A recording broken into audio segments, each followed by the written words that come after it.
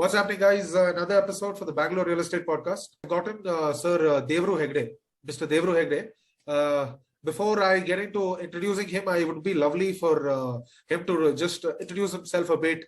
And it's a blessing to have somebody who knows and understands the real estate field everywhere, but mainly in Hubli, right, sir? So I'll just let you take the platform, just a bit about yourself, so that for our viewers who are listening.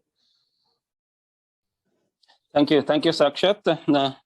I'm Mr. Devaru Hegde, and then I'm an entrepreneur, and then I have made my career in real estate marketing, and then I'm running a company by name Reachmaxx Business Boosters.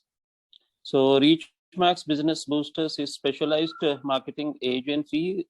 So right now specializing in real estate. We provide marketing service to builders and developers.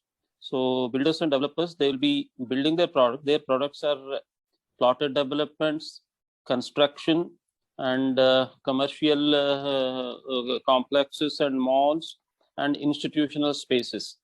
These are the things. And then, so it's a capital intensive business. So when I say capital intensive business, entrepreneurs, people, promoters of these projects will be in a great hurry to get back their invested money as soon as possible. So that's why they need a special marketing agency to liquidate their inventory in correspondence with their expected incomes. So that is where specialized marketing agencies, they come into picture.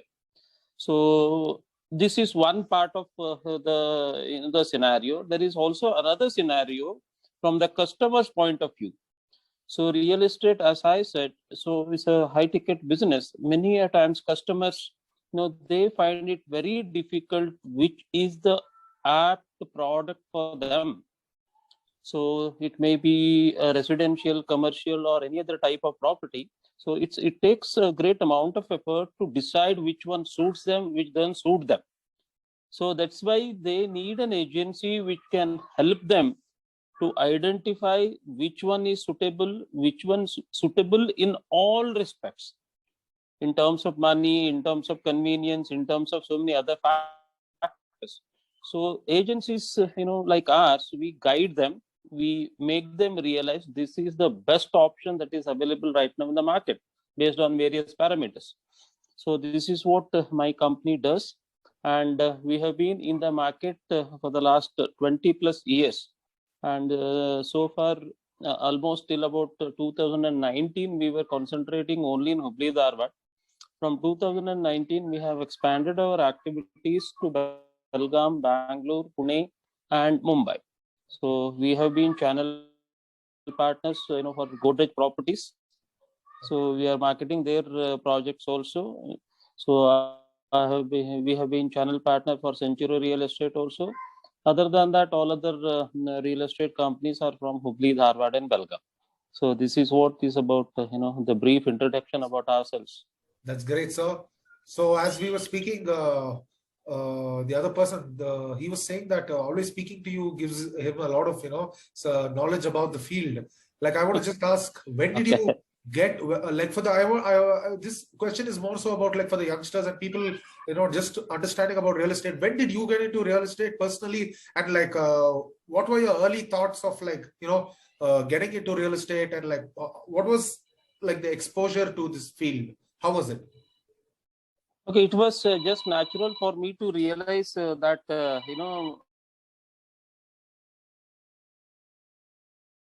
I'm best suited for real estate. I think way back in 1997 or 1998, a friend of mine wanted to buy a flat, and he just wanted me to accompany him to the builder to take all details and then also to negotiate on his behalf. How old were you? So I did that. I went along with at that time, 1997. I was about 31 years old, 30 years old. Okay. So that's when when I was getting all the details, and then when I could see through the deal going smooth, the builder of that particular company, he asked me, what are you doing? And then I just told him that I'm into marketing. I'm marketing consumer products. So especially food products. We were into food products marketing. So then he picked that Ray, that's not your field at all. So why don't you give it a try? For real estate marketing. So slowly, see, that was one initial thought, and then he induced that thought into my mind actually. So after that, every year, a lot of my friends, when they wanted to buy, they used to take me, and then I became a good negotiator circle. So then onwards, slowly the developer, they started asking me, "Arey, how can we market these inventories? I know these are all the inventories left, and how can you help us out?" Kind of a thing started happening. So that's when I thought, let me give it a try. And then from 2000 almost, real estate became a major part of my activity. So from 1998 or so, I started slowly migrating from consumer products and then into real estate. By 2003, 4, I became full-time real estate marketer. Right. So that is how it was quite natural, because I was inquisitive in taking out details, and then I was able to guide people. So these are the two factors which made me take up real estate as a sole activity. That's very interesting, sir. So, like, my question is, as somebody who says who gets it naturally, what are some qualities that there are like people out there who might not know, but like, what are some qualities that they can be like, okay, this is like probably this can be for me. Like, is it like confidence? Being very diligent and like following up, being a people person. There are some characteristics that help you in this field, right? What are some things that you think is very important, and what you saw when at an early age that came natural to you?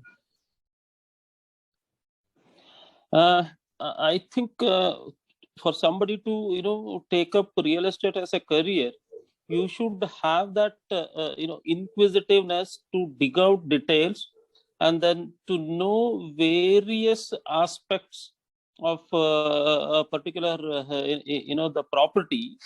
And you should also have a discriminatory mind to decide, yeah, this property can be put into this use only.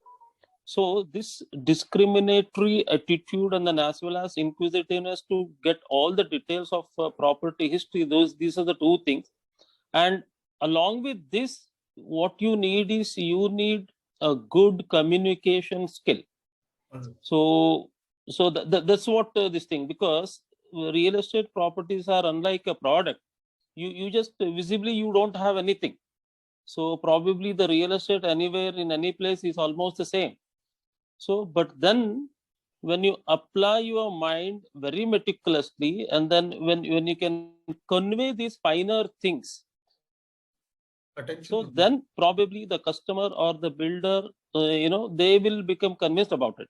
So that is a very fine skill, I feel. So a lot of people probably will not have it. Very few people will have it. That takes you to height of success. Because my next question was, what was the difference between marketing products versus marketing real estate? And as you told, like digging the details of properties and giving sort of being understanding the nuances and the fine details of any part of it, and the ability to convince and communicate those things to whoever that is. It may be a client, like a builder is like an important skill set that you must have as a marketer, sir. Am I right? Correct. Yes. That's great. So the difference between between any other product and then property is that almost all other products are visible, tangible, movable things, whereas the real estate is not. So you have, so in case of other this thing, you have prototype, you have module, you have all of the features printed on package, but for real estate you have nothing of that sort. So real estate has to be explained by features. So you have to make people to feel about it. So that's what is the difference between the other products and then the real estate product. 100%. 100%. So, yes, sir, as we discussed, sir, give us like a macro view of Hubli Dharwad and anything that will help us understand about the entire market. How's like the entire space? Yes, Hubli Dharwad is a mid-level city. It's not a metro, nor is it too small a town also. It's a mid-sized tier 2 city. And this Hubli, Dharwad, Belgaum, all these three cities are almost similar.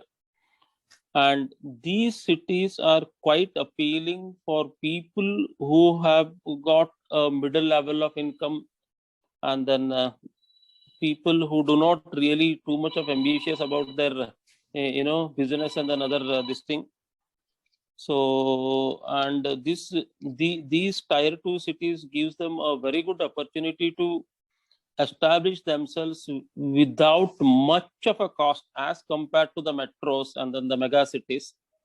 So at the same time, these mid-level cities have all the facilities, especially the essential this thing what the modern generation looks for.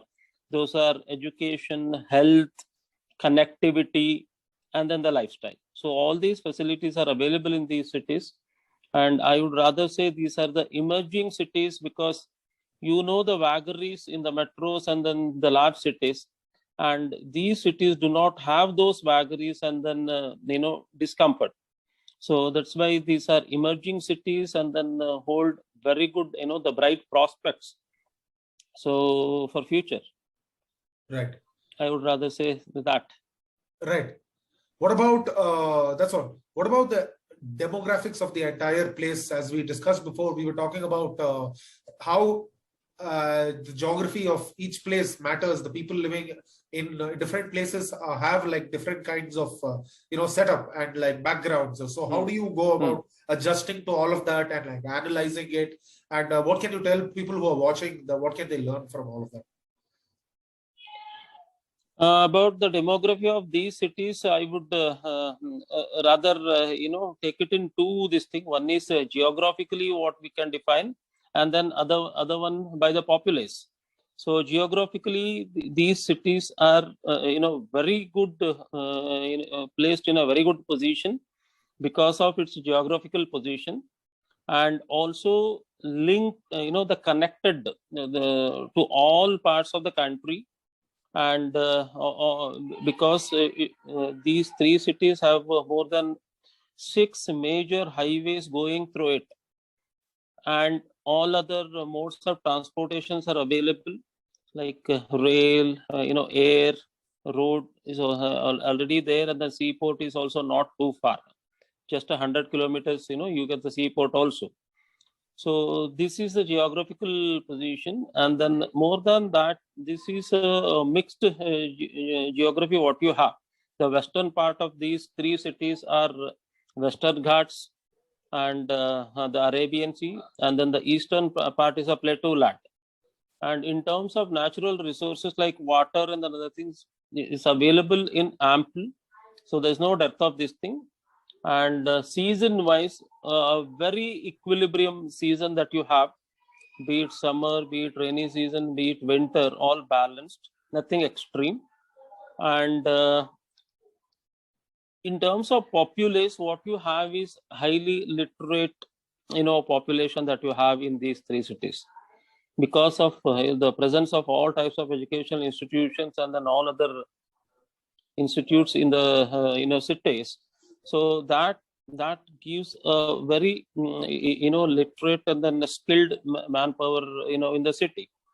And as well as so these are industrial cities, right, from the British era. So these places also have a good amount of industrialization, and because of that labor force is also available in ample. So this is how I can describe about the demography of these three cities. Right.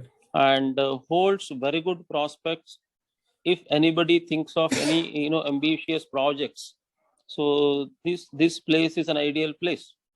Right. And what about, can you give us some details of like some good projects, any upcoming projects, any prominent projects, builders, people involved in this that you have been involved with? Yes, I can give that. In terms of industrial projects, what probably I can mention is, Hindustan Aluminium. Hindalco. So Indal is in Belgaum. I think one of the very old factories. And Hubli Dharwad has got Kirloskars and then Bharukas, and then now so many IT companies also. Hubli is known as an industrial cluster. Dharwad has got 4 Tata units: Tata Motors, Tata Marco Polo, Tata Hitachi, and then I think of late now that the Tata specialized vehicle unit is also has come up in Dharwad. And Hubli also has got railway coach building factory and then railway goods shed. So these are the major industrial this thing. And then Infosys has got all their infrastructure ready. Anytime soon, it might start also. And HCL has got its campus in Hubli. And other than that, so many other companies are also there. Few multinational companies are also present. You must have heard in the, you must have read in the newspaper, even this vaccine, corona vaccine, no? So that is also being manufactured in Dharwad. Okay. So that way, highly diversified, industrial portfolio you will find here. And as far as builders are concerned, so right now, no big brands as such, but the local, the brands, they have really grown well. Right. So, for example, so Marble, and then Suresh Enterprises, and then Suvidhas, and then Chatneys. So in Belgaum you have Podars, and then you have Bluebird, and then those are the good brands which have come up and then grown well.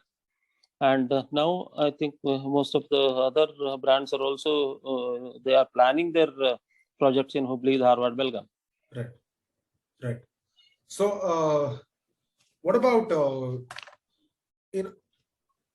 I want to ask, digging up details of a project.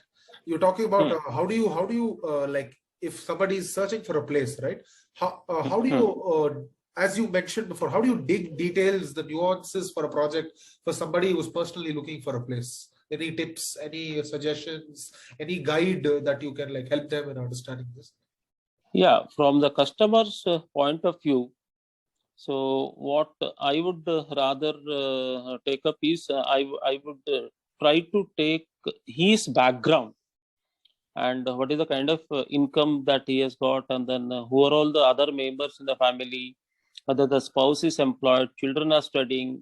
Based on these things, according to me, a dwelling unit has to have few things which are very important for the dwellers. So one is the connectivity. So you need a city bus route, and then you need the auto route. And the second thing is schools and educational institutions nearby, especially when you have children studying. And the third major this thing is hospitals and then medical facilities available in the nearest possible places, to their dwelling unit. Right. So other than these three, the rest of the things in most of the places, those are available. So these three requirements have to match to finalize a location, before buying a residential property. Right. So I would go by these things. Then comes his budget. What's his income level? What does he do? And then what kind of a profile of neighborhood that suits him? So these things come in that order. Right. Based on that, we suggest customers where to choose their properties. Right. So here in Bangalore, sir, what's been happening is after the corona we've seen a lot of surge in demand, especially for plotted places and plotted developments and outskirts of Bangalore, where people want a bigger place. And it's been a change in like the need and want of like the people who are looking for properties. Is there anything particular that has changed since the corona thing? And is there a trend that is a bit different, or what is the hot moving and what people usually want? What are they looking for? What products? Yes, yes. Especially after this pandemic, people have realized, especially this home isolation and then work from home.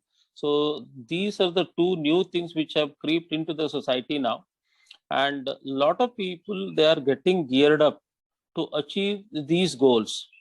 So just in case, if at all, if you want to avoid any type of this thing, or rather if somebody needs an isolation, and then also to have a facility to work from home or wherever that you stay. So this has really impact, as you said, there's a big boom for plotted developments and then independent houses. So the concept of apartment has also undergone a big change now. So you don't find intersecting flats, and then you don't find mutually opposing entrance doors in the apartments, and builder floor concepts. So these are coming into practice, or rather independent flats, kind of independent flat. That is also very much in demand now. Right. So, sir, let's say somebody is going to buy a property. If in order to buy a property, how do you background check? How do you verify? How do you understand like all the details for a new beginner who doesn't understand anything? What should he keep his eyes out for, and like what are some red flags or some kind of tips that you can give them? What can they know straight off the bat? I think first and foremost, the integrity of the person who is selling the property, that matters a lot. So if you have a branded builder and developer, that solves your problem to some extent, but there also you cannot take things for granted. You will have to have, from your end, you'll have to have that background check. And especially here, the property which you are going to buy, the papers related to that, and getting enough confidence about the legalities of those property, that is a very important thing. If somebody is a novice, if he doesn't have a previous experience, what probably he can do is either he can take help of a professional marketing agency who are there in the field for long, or if they don't have an access to such agency, they will have to find out a good lawyer who has an expertise in real estate, especially property related matters. So they have to take their assistance, and with their assurance and then also guidance, they have to move ahead before making a decision.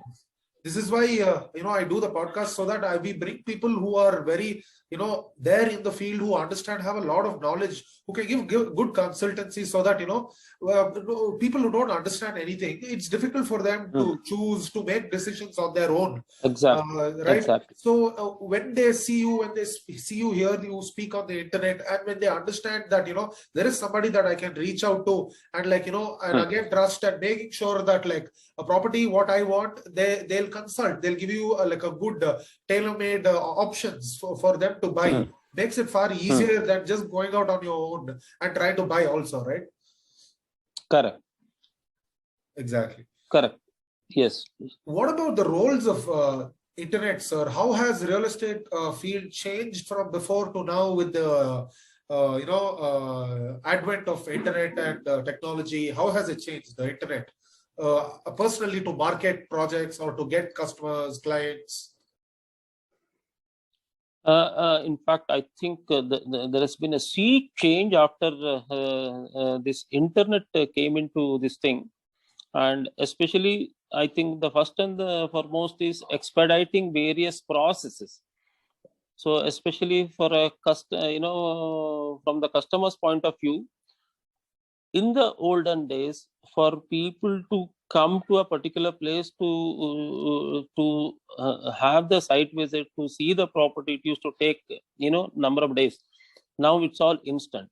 So the communication part, that has become very speedier, And second advantage, what has happened, by internet to the, market is that you can find customers, with much, speedier rate. So that is another this thing. And today, about augmented reality, virtual Oh, yes, reality, VR. and then everything can be, almost made visible as real as possible because of the internet and then because of the digital revolution. So this has completely transformed the way we conduct business, and it has taken to a next level. And then so many stages and steps otherwise which which were required, all those steps got eliminated. Right. So it has sped up. It has sped up the whole process, and it has expedited the delivery. Right. Right. So any websites that you use which is helpful for you with regarding to real estate? Yes, we do have our own website, reachmaxx.in is our full-fledged website right now. And then along with that, one of the very old website what we used to have, reachmaxx.com, that is also active. These So that's what. So about the website, are you finding it any useful in order to generate leads and all of that stuff, and to showcase, the properties that you're involved in? I would rather say not useful. It is essential. So essential part of it. So, Why I ask, because only like person like you who thinks forward understands it's essential.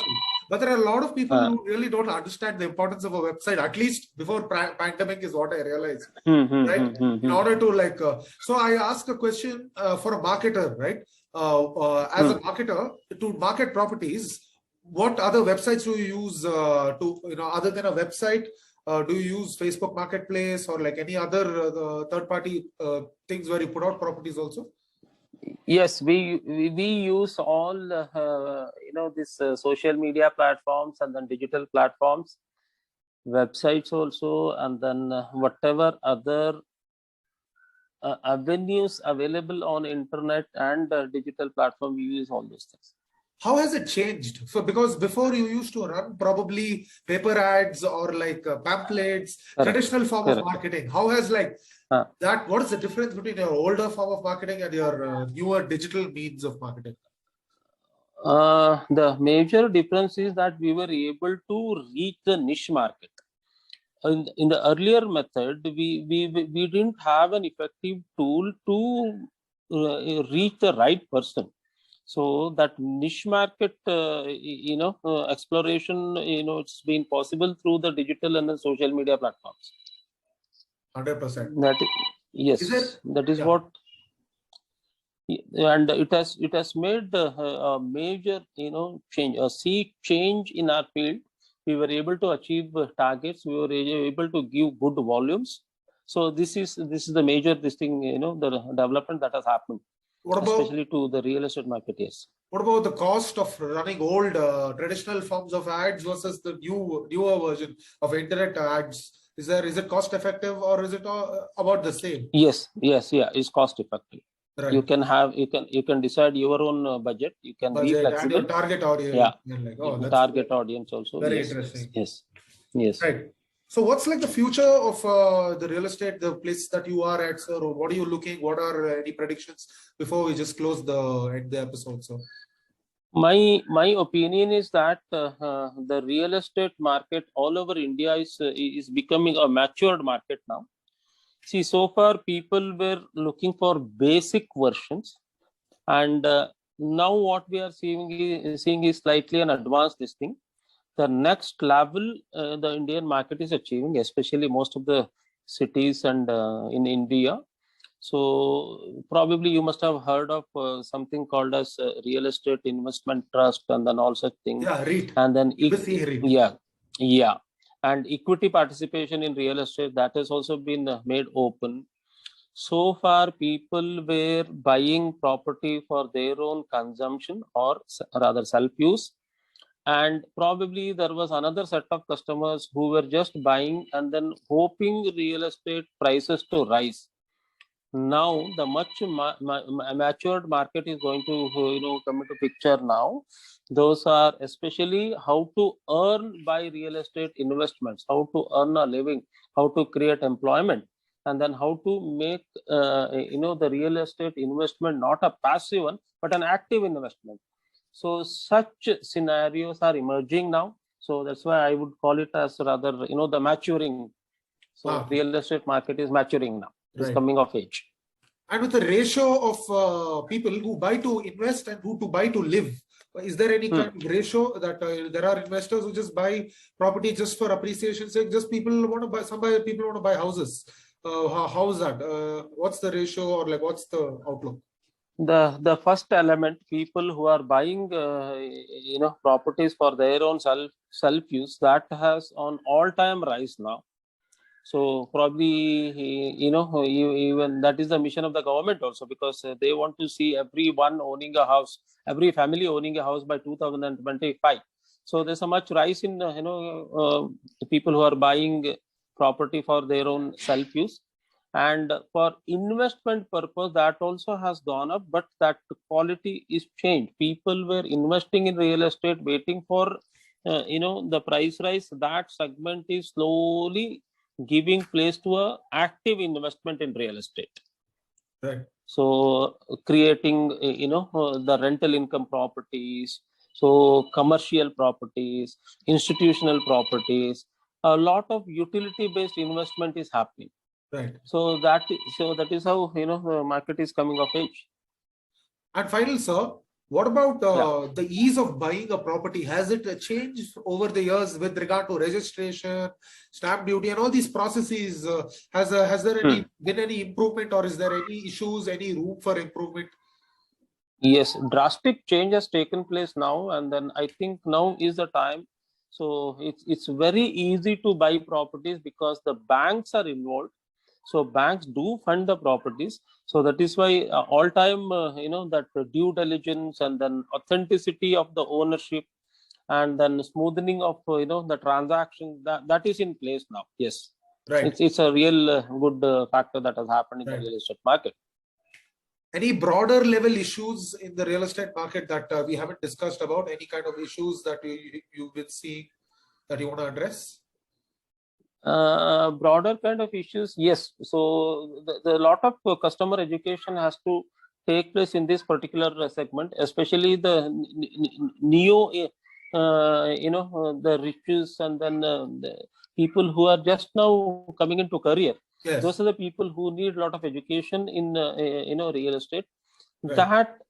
That has to happen on a wider scale, because today's new generation has money, but they don't really have somebody to guide them how to get into this field, how to make most of this field. So this is a field which, if at all, if somebody is wise and then intelligent, they can really do wonders. Right. And how do you learn, sir? How do you learn the field of real estate? Like I know you have to get into practical things, but is there anything else that you can tell us? How do you learn real estate? It's a broad question, but anything that comes to your mind. Yeah. It's a bit difficult unless and until you burn your hands, probably. So it's difficult to learn. So my this thing is, okay, make small this thing very take a baby step rather. Through that, probably you'll be able to learn step by step all the tricks involved in this particular field. It's a bit complicated one, so one would slowly learn it. Right. So don't get disheartened even if you lose in the first instance. So take that as a the learning course. Right. So that way you'll have to. Yeah. As a marketer and being in real estate, sir, do you find yourself traveling and observing all the developments and all the new projects day to day? Is it crucial? Is it essential to see physically going site visits and doing it so that? Yes. Is there a part of your ritual? Yes, it's an essential part of my routine, because I would be traveling. If I don't have any work, I would just go around the city just to know what new things coming up. Exactly. And that is one So crucial thing, which is very interesting. That motivates only people who understand. They want to go out, yes, look at all the developers, look at all the properties. yes, It's yes, all being part of a marketer, understanding market research. yes, Great, sir. It's been a yes. pleasure speaking to you. Yeah, And thank you. hope you guys who watching learned something about real estate. As I told, there is a lot of information that yet to be put on board on the internet, and this is our effort to make sure people understand a lot of things that haven't been come through on the normal places. So this is a good place to learn. Yes, Hopefully, it was yes. educative, and I must thank sir for helping us out here. Where can we reach out to you, sir, if anybody wants to reach out and speak to you and consult with you? Yeah, they can, because on my website there is a contact form they can fill in, and then we would only be happy to help them out Yes, on I'll put on the any issue related to real estate market. I'll put the description, the links which will be in the description. You guys can check it out. Yes. It will lead them directly to these people. Reachmaxx Properties, sir, Mr. Devaru Hegde, guys, for you. Thank you, sir. Thank you. Thank you.